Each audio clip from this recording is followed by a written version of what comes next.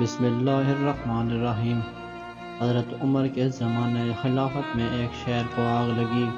وہ اس بلا کی آگ تھی کہ پتھر کو خشک لکڑی کی طرح جلا کے راکھ کر دیتی تھی۔ وہ مکانوں اور محلوں کو خاک سیاہ کرتی ہوئی پرندوں گھونسلوں آخرکار ان کے پروں میں بھی لگ گئی۔ اس آگ کے شعلوں نے آدھا شہر لے ڈالا، یہاں تک کہ پانی بھی ان شعلوں کو تاب نہ لاتا تھا۔ اہل تدبیر ان پر پانی اور سرکے پر نالے بہاتے تھے، مگر معلوم ہوتا تھا کہ پانی اور سرکہ آگ بھڑکانے میں اور مدد پہنچاتا ہے۔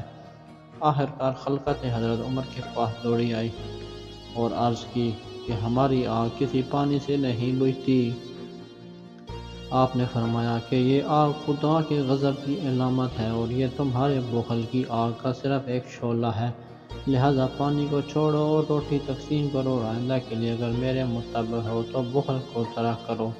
خلقت نے کہا، ہم نے پہلے سے دروازے کھول رکھے ہیں اور ہم ہمیشہ سے صلح رحم کرنے والے اور سخی رہے ہیں۔ حضرت عمر نے جواب دیا کہ وہ سخاوت تم نے از روئے رسم و عادت کی تھی، تم نے خدا کی راہ میں دروازہ نہیں کھولا تھا۔ تم نے جو کچھ دیا وہ شیخی اور اپنی بڑائی دکھانے کے واسطے دیا، خدا کے خوف اور عاجزی سے نہیں دیا، اور ایسے دکھاوے کی سخاوت اور خیرات